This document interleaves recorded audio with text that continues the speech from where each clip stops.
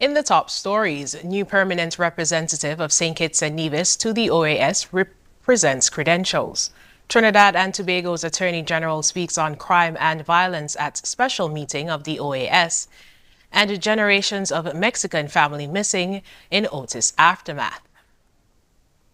Hello and welcome to the ZIZ Midday Newscast. Today is Thursday, November 2nd, 2023. I'm Scotticia Hendrickson. Nationally, the new permanent representative of St. Kitts and Nevis to the Organization of American States, OAS, Jacinth Henry Martin, presented her credentials to the OAS Secretary General Luis Almagro in a ceremony earlier this week at the headquarters of the Hemispheric Organization in Washington, D.C.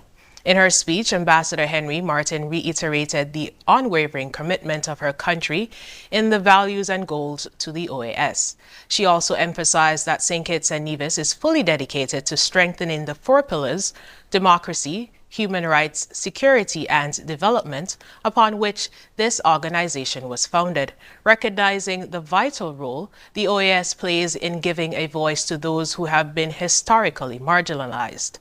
Secretary General Almagro congratulated the government of St. Kitts and Nevis for its commitment to electoral justice, democratic institutionality, education, and entrepreneurial empowerment initiatives for its people, among other focus areas, which sets an example of a peaceful and secure democracy in the region. Ambassador Henry Martin previously represented her country at the OAS between 2011 and 2015, following which she was coordinator of the Coordinating Office for the offices and units of the General Secretariat in the member states of the OAS, a position she held until the first semester of 2023. The police are investigating an alleged altercation that led to the death of a male on November 1st, 2023. The incident occurred in Salt Pond Alley, McKnight, St. Kitts, between 2:30 p.m. and 3 p.m. Responding to the scene, police officers observed Japhet Liebert of Central Westbourne Street, aged 24, laying motionless on the ground with visible chop wounds about his body. He was pronounced deceased at the scene. The crime scene unit of the Royal St. Christopher and Nevis Police Force processed the scene and collected some items of evidential value. The general public will be kept appropriately abreast of the investigation as it progresses. The police is asking anyone with information on this or any other criminal matter to call the nearest police station or the Crime Stoppers hotline at 707. The police force has expressed sincere condolences to all who have been affected by this occurrence. Budget 2024 community consultations got underway Tuesday night at the Lodge Otleys Community Center to hear the public's feedback on policies that will comprise the budget and ultimately the Sustainable Island States (SIS) agenda. This SIS agenda is based on the 17 UN's Sustainable Development Goals, which the St. Kitts-Nevis Labour Party administration is pursuing to position St. Kitts and Nevis more independently. Nercia Williams, Permanent Secretary in the Ministry of Sustainable Development, Environment and Climate Action, shared what the SIS looks like for the Federation. While economic resources can contribute to progress in some of these areas, achieving the SDGs requires comprehensive and sustainable efforts that go beyond a one-time distribution of funds.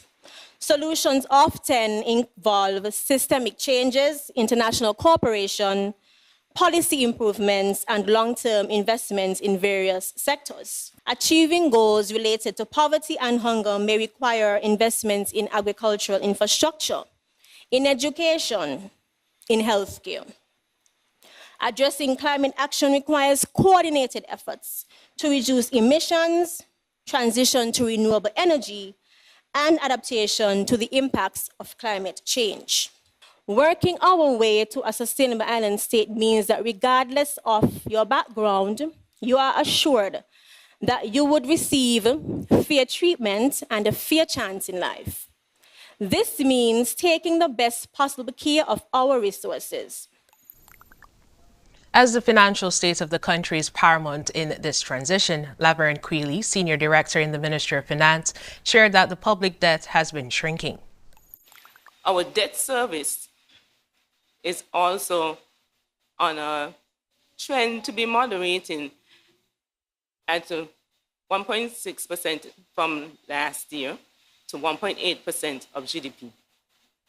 This gives an indication that we'll be managing our debt obligations on how we contract debt, and so this bears out from the percentage rate.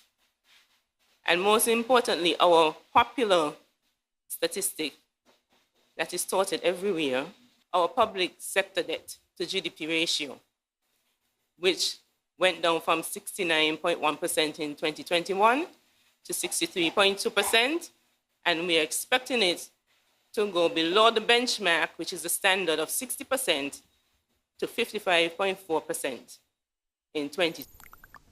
The consultations continue on Thursday at the Old Road Community Center at 6 p.m.